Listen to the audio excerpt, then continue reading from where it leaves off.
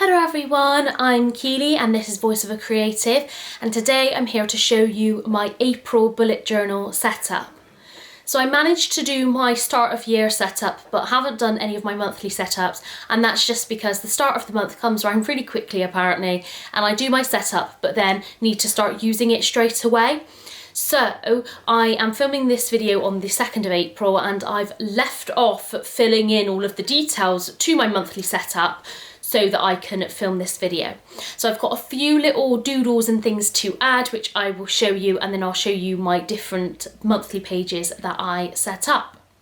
So I will just change the camera view and I will show you how I lay it out. So here we've got the writing for April. I want to do an introduction page, so I'll add some doodles on this page with you later in the video. But I've just done a brush script that I got from Da Font and just added that to start off the page. Then we're on to my monthly spread. So every month I do a monthly spread, and the purpose of the monthly spread is to just have the month, tasks I need to complete this month, events that are happening this month, and then a few things that I'm tracking on this page. So in terms of tasks, I might put things like when I need to pick up prescriptions, if I need to make any birthday cards, get any birthday gifts, if I need to go and buy anything particular, book any appointments, that will all go just there, just as a reminder each month. Then I've got my events, so I've numbered 1 to 30 for April, and then I've done the weekends in a different colour, and I will just pop in any events that are happening. So for example, at the moment it's the Easter holidays, so I will block off that time just with a line to say it's the Easter holidays. And then it's, for example, my sister's birthday, so I will put their birthdays in, and any other things like hospital appointments or visits out or places that I'm going in just there. Now, in terms of these, I just went for a standard box with kind of a drop shadow. So I used my Faber-Castell Eco Pigment 0.6 for the boxes and for this lettering at the top. And then I used this, which is, I've used it for a while, so it hasn't actually got its name on, but it's the Zebra Mildliner brush, and it's got a brush tip as well as a felt tip. And so I just used the brush tip next to the lettering to create a shadow, as well as round the box and for the small lettering and some lines at the top. I really love these uneven lines that the brush tip creates at the top of the page. For this writing at the top here, I used the Tombow brush pen. It's got a very fine brush tip, and I really love to use that one for smaller lettering. The Mildliners and these pens are available from Nikki's supply store, which I will link below. This is an art marker that I got in, I think, one of the Artful boxes.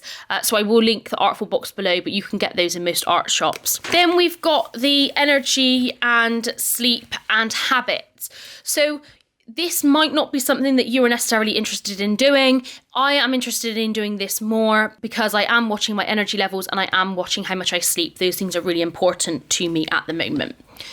So we've got the energy levels. So I've used the brush script at the top again with this pen, and I wrote it in pencil first and then go over it in pen. And then I wanted a different design for my energy for this month, so I decided to go with a little bit of an Easter theme. So I've got the springtime bunting and then a basket of little eggs, and then I've got my colour scheme at the bottom here. The idea of this is you colour in with the number how you feel energy wise that day, and then by the end of the month you can kind of track and see how you felt. So I've got high energy, average energy, low energy and zero energy. So for example, zero energy would be I can hardly get out of bed, I want to sleep and watch TV, maybe read. Low energy is I can do a few things like get my food, but other than that I want to sit on the sofa. I might feel quite achy that day. Average is I can get up and do the things that I want to do that day, but no high exertion things like gardening or going for a long walk. And then high energy is I can do what I want and more. I actually don't get many high energy days. Mostly it's average or sometimes low. It falls between. So I just used this 0.6 pen to go over all of the details. I drew it out in pencil first to do that. Then we've got the sleep tracker, so much the same concept. I've gone for little circles to track that this month, and then I've got my hours worth of sleep at the bottom. So if I get 1 to 5, 5 to 6, 6 to 8, or 8 to 10. I know I should be getting this 6 to 8 hours. That's how I function better. If I have 6 to 8 hours of sleep, I will likely have an average energy day, hence why they're both the same colour. And I just fill in the little spots of how I sleep as well with that. And I have added a drop shadow with that same colour pen around that as well. Next up, we've got the habits, and I went for some calligraphy lettering this month. Again, using this pen, really love this pen for that. I do sketch it out in pencil first, and then I go over the top with this. And then I've just written habits in the same lettering as I did up here. And then I've drawn out these boxes. I draw out these boxes every month and I still don't get them perfectly neat because I don't use a ruler, and maybe I should, but the problem is with fine liners and rulers is the fine liner goes on the side of the ruler and then you get weird lines on your page. So that's why I've gone for like circles and other shapes up here. So things that I am tracking is exercise. My goal was to do a bit more exercise, but I don't do as much, but it is still there. Meditation to keep my stress at bay. Then sewing, it's nice to see the months I sew more than others. Drawing, reading, and social. So social counts for if I actually go out and meet somebody, or if I talk to somebody on the phone, text, or maybe a video call. Texting doesn't really count for that, is actually speaking to somebody. So that's what I'm tracking there. And then each day I do it, I just fill in the correct day. So I usually read every day because I read before I go to bed, and then it's nice to track the other things as well. Next up, we've got the positivity log, and this has worked really well for me. So I just do the calligraphy script at the top, and I use this pen for that, which I got from Nikki's supply store, and it's got a 2-tip marker. So you've got the black side, which is the brush script, and then you've also got a grey one, which is really lovely for doing kind of drop shadows and things like that. Now, in previous months, I'd drawn out a grid and filled in 2 lines each time, but I was finding it was looking really cramped up. So here I've just put the number, so first of the month, second of the month, and then just a sentence of something that was really positive that happened that day. Quite often I put a few things down, but it's really lovely to have those things written in. And then I just add the brush line at the top and bottom of the page. Just a really simple design for that one because I want to have lots of space for writing. Next up, we've got my spending log. So exactly the same process, doing the calligraphy script, and then I do just a standard lettering with the extra bit added here, and then just lines with a little detail down the page. And what I will do is when I buy something, whatever it is, I will write the date, the shop of the item, and then the cost of that item as well. And that is because I've been tracking my spending, just because I felt like I was spending a bit too much on certain items, and so I want to just track what I'm buying.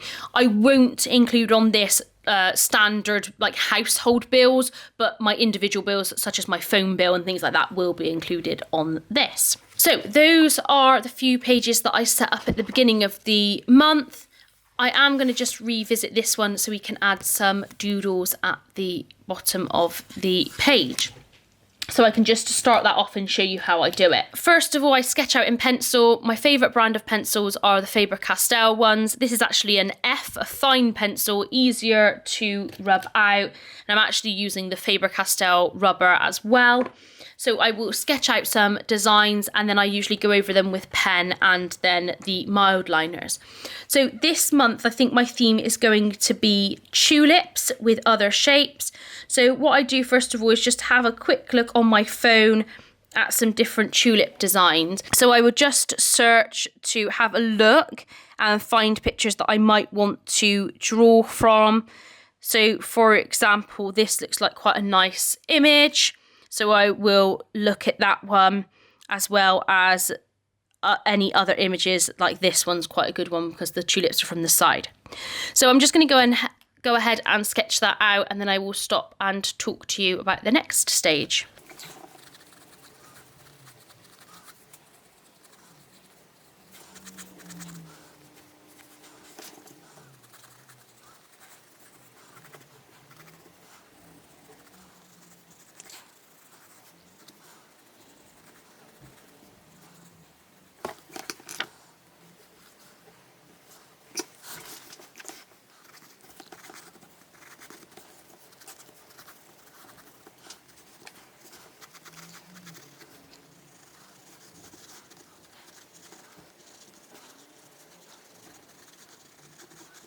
So there we go, I've got my tulips. Now every month I pick a shape to go with it. So I'm picking circles this month just because I've gone with circles and the egg shapes with this. And then I will use that to create a kind of abstract design. So I then work with a fine line pen. I quite like using this one, which is the Pentel Ultra Fine. And I will go around the outlines and just refine the shape of the tulip first of all. Now, I'm looking for these to be not cartoony, but more illustrations. You know, I'm not looking for them to necessarily be perfectly accurate. This is supposed to be something fun that I do to doodle in the bullet journal. And it's quite a different kind of look than I would go for if I was drawing in my sketchbook, for example. It is also quite nice to mix fine and thicker lines, choose to draw over certain sections but not maybe other sections.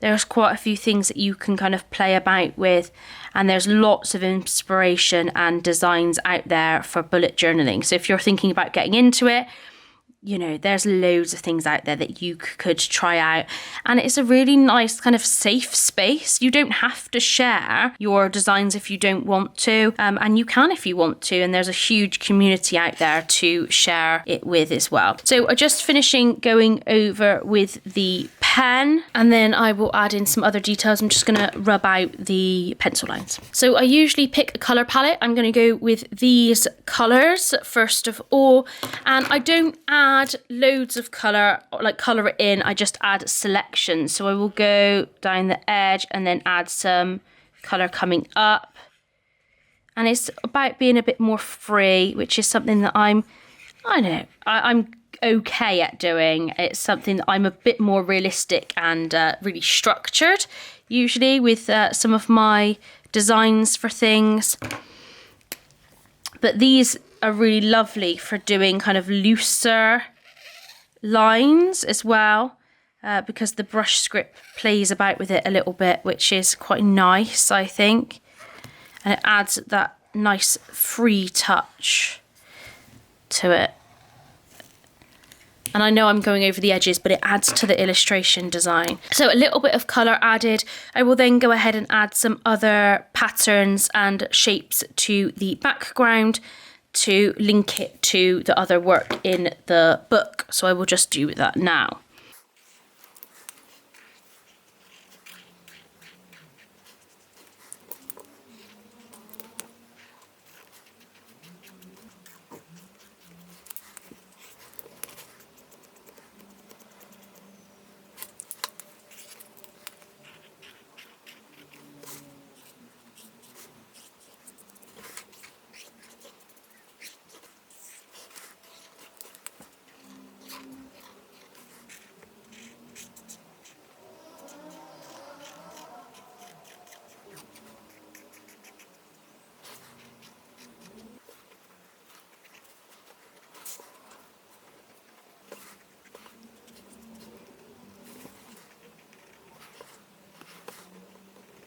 So there we go, I think that will be my completed page. I've added the circles with the colours, and then I've added little triangles, and both of those link to the kind of egg shapes and then the triangle bunting that I've added on the next page. I would be tempted to go through and add doodles, like for example here, and then potentially I will add them around this page as I work through the month. So there we go, is my April setup. Thank you so much for watching. If you liked this video, please press a thumbs up and subscribe if you want to hear more from me. Goodbye.